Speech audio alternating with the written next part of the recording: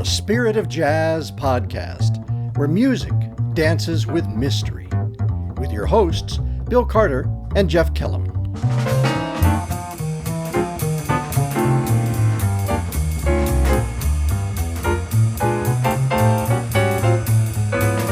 Hi, this is Jeff Kellum with the Spirit of Jazz podcast with my co-host, Bill Carter. And Bill, introduce our very special guest today. I've got a wonderful friend and great musician. This is Donny McCaslin, a tenor saxophonist, a brilliant improviser. Donny, welcome to the Spirit of Jazz. Thank you, Bill and Jeff. It's a pleasure to be with you both. Tell us a little bit about what you're doing now and where this is taking you.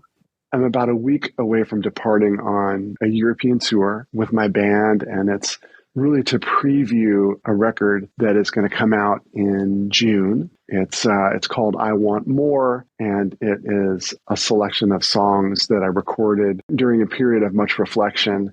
In my case, there was that period of not really knowing what was going to come next. You know, if touring would come back, if live performance would come back, when would it come back? What would it look like? Things like that were all in the air for all of us.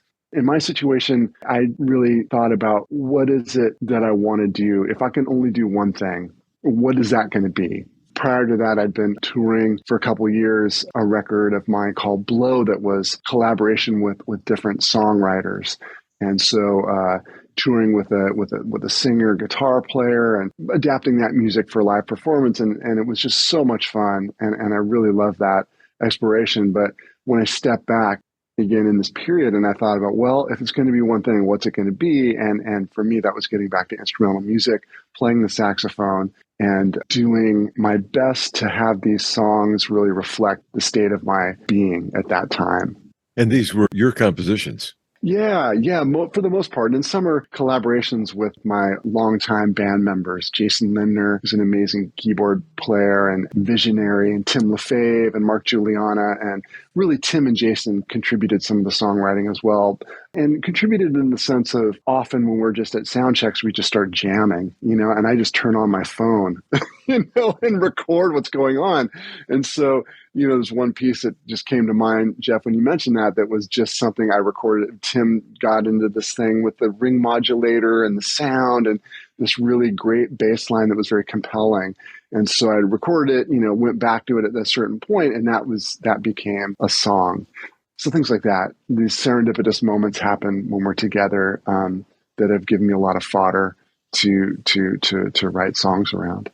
So what you're suggesting here is that jazz composition and jazz improvisation just doesn't come out of sitting in a little monastic cell by yourself or walking under a tree. It's the collaboration. It's the interaction. Yeah, I mean, I can speak for myself. Just that I really feel like I really love being in relationship with people musically and learn so much from it. And so what you're talking about, Bill, describes, my experience, which is just learning so much from playing with other musicians, being inspired by them, what they play, what they listen to. And also, of course, having time to reflect, work on my own craft. But to me, there's like a balance. And when it's too much of me by myself in that moment, I don't love it. I don't love it because I feel like I still, the real joyous moments for me happen in relationship on the bandstand with people where that unknown magical, where these things happen where you get led into a different direction, where you're just open. You try to open yourself up to the spirit and open yourself up to see what's going to happen. And there's a real letting go with that. And there's a lot of uncertainty with that. There's a lot of risk with that when you're in front of a bunch of people who've come to hear you play and you're not going to necessarily kind of do the same type of solo every night or something. I'm just using kind of a general, way of describing it, but that to me is where so much of the beauty happens, the unexpected moments. And that's a lot of what I strive for when I'm playing with people. Well, let's talk about some of those relationships. Let me throw you a couple names and you respond to Dave Douglas, the trumpeter. Oh yeah. I mean, he called me at a certain point to sub on a gig, a festival gig in New York City. And I had a couple months to prepare, and there was going to be no rehearsal and no sound check. As it was a festival gig, it was a line, we call it line check, where you basically get on stage for about 10 minutes and make sure the microphones work. And then you get off stage, and then you wait and you come out and play. And I've been a fan of his for years. He's just a prodigious composer, just so all these different projects, such a visionary. And the particular band I was subbing in, I had gone to see various times. Great, Clarence Penn, Uri Kane, Chris Potter, James Genus. I mean, fantastic band. Love them. So the opportunity came up, and I tried to do my due diligence and really prepare and learn the music. And when we got on the stage, it just happened. And it was such a great gig. That was the beginning of a tenure in his band for, I don't know how long, Bill, it was maybe 8 years or something, of a lot of touring and recording. And it was wonderful. I just learned so much from having this real up close encounter with his composition style. During that period, he started a record label, and he invited me, to record on his label, and just very supportive and just an inspiring musician. And I just, learned so much from him. Okay, here's another name, Maria Schneider. Oh yeah. You have this long friendship with her and working relationship. She used to play every Monday at Visiones in New York. I, would go hear the band. This is in the 90s, and I had just moved to New York. Eventually, Rick Margitza, who was playing in the group, started calling me to sub for him. So and then I got to know Rich, and Rich would call me. So I ended up going there a lot to play. And it was just funny. In those early days, Monday night was my basketball night. So I would go, and it was a group of musicians, and there was a seminary, I think it was Friends Seminary in Chelsea, that had a really nice indoor court. And so every Monday I was there. So, I had my clock, and I would play basketball for about an hour. And then I would, run, grab a taxi and go down to Visiones. And I would often, show up like sweaty. It was not that's not my pre-gig ritual now, but back then, and it was tough, because I had come from this more traditional background playing big band music when I was in high school. An amazing high school program, but, there was so much independence in Maria's writing and this chamber quality that it took me a while to get used to. And anyway, long story short, she invited me to join the band just before they made the record Concert in the Garden. And Rick had moved to Paris, and I started playing with her band, and I've been in the group ever since. And it's been, again, having this opportunity to be up close with somebody's process and see how they work. Maria will bring in a first draft of something, and then she'll bring in a second draft, a third draft. She keep working at it, and I'm fortunate enough to be there and to see what she's doing. Her work ethic, really, she's just so dedicated, and she's a real champion for creators' rights and for musicians' rights, that transcend her big band. She's got a real passion for the well-being of the creator's life, to put it that way. And so I love her dearly, and been a great friend and a great supporter. She's been very supportive of my career and my life. Just really love her, respect her a lot. Having Grammy nominations for Best Solo on her albums probably doesn't hurt. Yeah. Well, those were thrilling moments for sure. Yeah. Especially the first time it happened. It was just it felt so out of the blue. Just out of the blue. And so yeah, those are really exciting moments. How did you find out that you were nominated? Well, for the first time, it was back in the day of answering machines.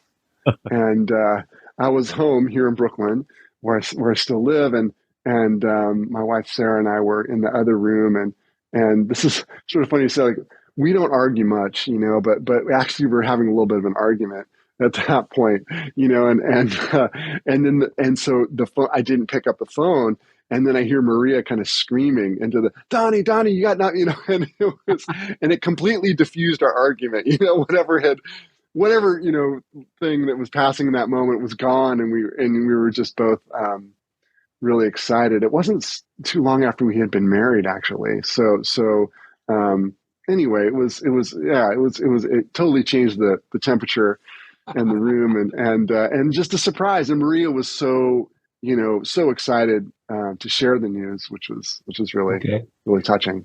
Thanks for that. And I'm kind of curious, as a listener and as someone who loves the theory behind this, when she creates a space for you to play a solo, does she just write, Donny, create a thunderstorm here?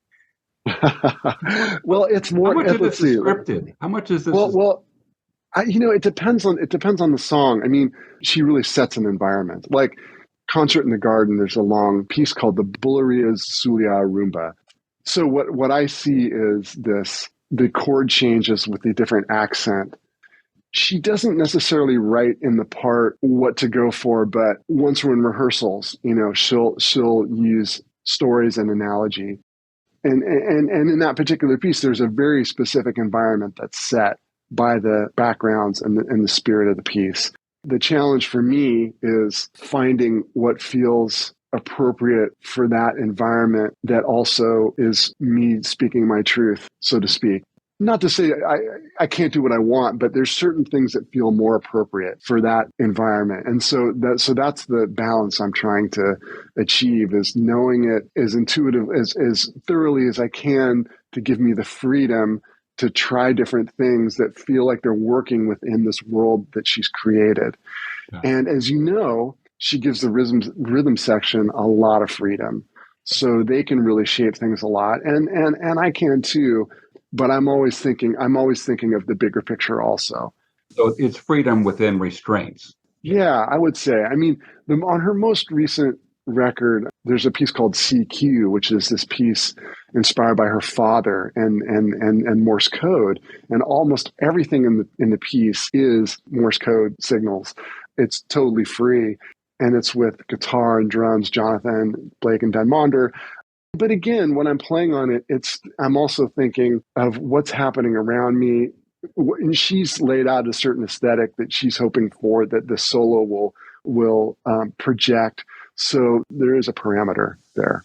We're talking with Donny McCaslin. He's here on The Spirit of Jazz. Let's listen to a little bit of music.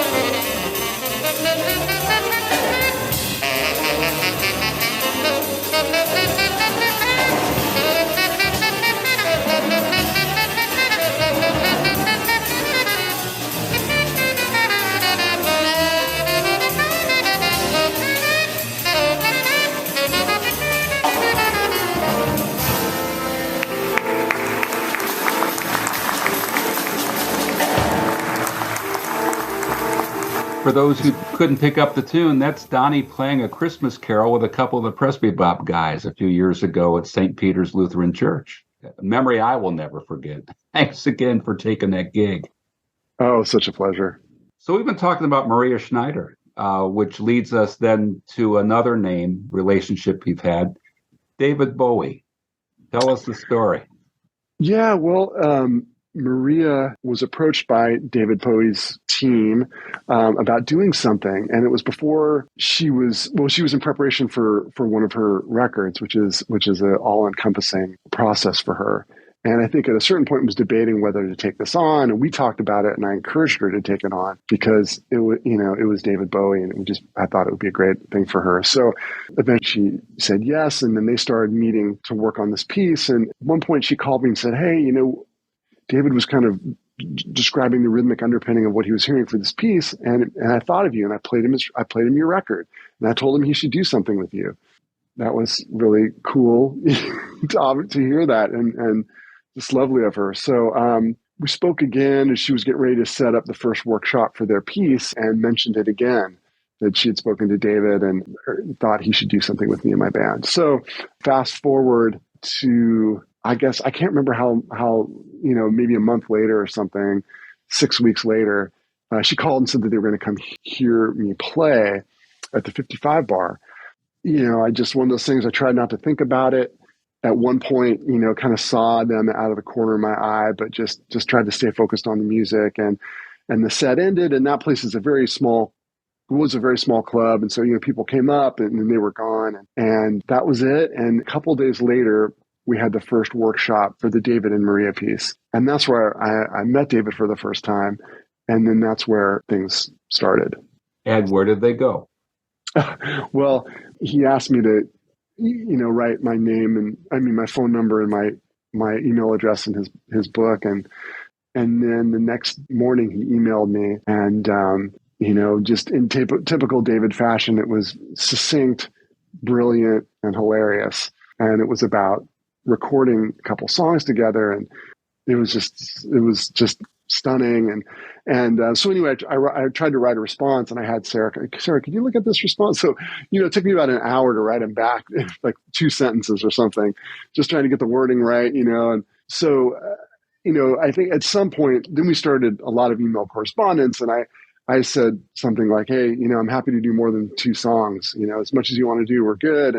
And so that led to the making of Black Star.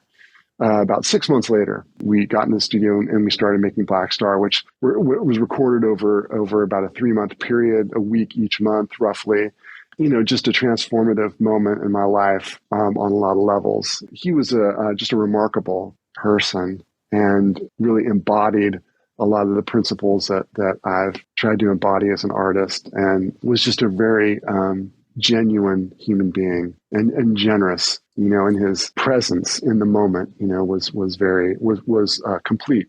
There's many other things I could say about him, but those are the first things that come to mind. He was just a great person. I guess I would add this, that there was a couple people that I got to know during that period who had worked with him for many years, his personal assistant and another person, and really, had been with him for decades, and they just both loved him deeply. And I remember thinking, well, that's a real testament to who he is as a person. If these folks who've been around him for so long, you can see, how much care there was. It was great to see that. What I'm hearing is your appreciation for the humanity of these composers, these arrangers, and these comrades. How important that is. Yeah, absolutely. So let's ask you the podcast question. What's spiritual about jazz for you?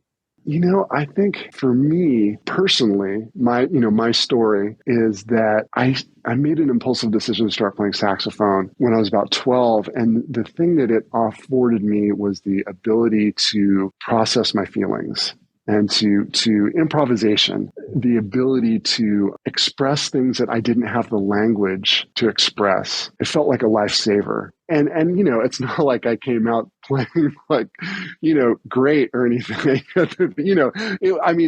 I don't want to mislead you guys like, oh yeah, I was 12 years old and I was playing, giant steps, and it wasn't like that. But even when I was struggling, and of course there's many struggles over the years, but even in that, just getting to know the instrument, still there was this, I could feel it, that thing of expression, and unfortunately for me, I just grew up in a dysfunctional home, and I was unfortunately lived through a lot of abuse that you don't want to have people live through. So I had all this emotion happening again and not knowing how to process it, and it was awful. But music and improvisation offered this sense of catharsis. So that felt spiritual to me. Growing up in a home that was no spirituality, to speak of, that I had encountered before age 12. I'll put it this way. I think there was a spiritual aspect for me of hearing John Coltrane, and then there's other people I could mention, but that really captivated me and captivated my imagination and sort of transported me to another place. This is something to, for me to strive for. This is worth living for. Things like that. That again, at an age where trying to deal with trauma, but having no idea how to, being on my own, and then having this thing to latch onto, that was, so great. And so then, fast forwarding a few years later, and then, just reading about John Coltrane and his life, the author describing John Coltrane as, playing in the room and trying to sort of have this sense of love permeate the room when he played, but that not egocentric love, but that the reflection of God's light.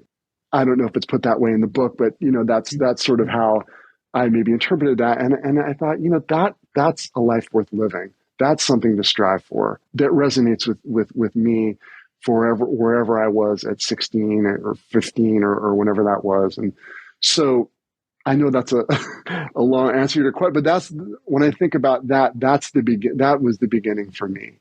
That's what felt spiritual to me about jazz and improvisation, I have to say. It's beautiful and deep. I have a question about, you play with folks, you play with the other musicians, you play for folks. Mm-hmm. Do you play just for yourself?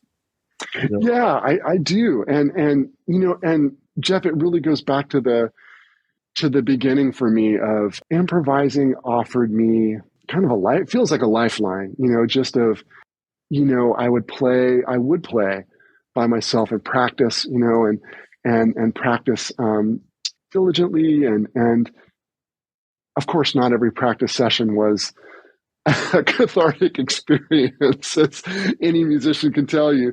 But I would pick up the horn and just play, and it would help me to process my feelings and try to come to terms with that and to heal from that. And I would say even to this day, music still does offer me there's something about that to your question, just playing, and when I get lost in it, it feels like it rearranges the brain chemistry, when I'm done, or releases some of those endorphins, and I just feel so much better. And that's been it for me for decades. No matter what the suffering I've gone through or whatever, I've always felt that's been something for me that has offered that relief, so just eternally grateful for it. Yeah. Imagine playing the joy one day and playing the pain the next. And yeah, that's right. Absolutely. And there's so much hope in music, too. It's just a pleasure to participate in that, and I guess I think about that, in the most egoless moments, because they're not all egoless, of course, but when you feel it's purest, you feel like you're just wanting to reflect the light of God into the world, and through the music, and it's selfless, and you're just there, and you're just a part of this, this light moving around, and that's a beautiful thing. We must go back to your new album. I mean, we have to. Yeah, tell us about the new album and what's next. Oh, sure. Born out of all that, reflection and thinking about what's meaningful to me and what I would like to have more of in my life, and to live a fuller life, to live without as much angst and to live more fully in the moment, and to feel, more grounded in every moment, and all the things that are around that. So this music is reflective of that, as much as it can be. And it's, I couldn't be happier with how it came out. It feels like the most honest expression of who I am as an artist, and how this group of musicians has evolved and our interplay over the years. And there's so much that goes into it. And I just feel so happy with this representation of it in this moment. And I guess what else can I say to describe it? It's it's a hybrid of musical styles in a way. It's electric music and the saxophone is treated, and it's not an acoustic jazz record, but it's also not a rock record, and it's also not really a fusion record in the way that I think of fusion when people bring up those categories. Yeah. June 16th is coming out on Edition Records. Donny McCaslin, thanks so much for talking with us today. We're going to follow you. We're going to check out this new album, but we're going to hold you close in our hearts, the work that you do. Thank you so much. Well, thank you both. It's really been a pleasure to spend this time with you, and I appreciate the great questions and the conversation. All the best to you. Likewise. Take care.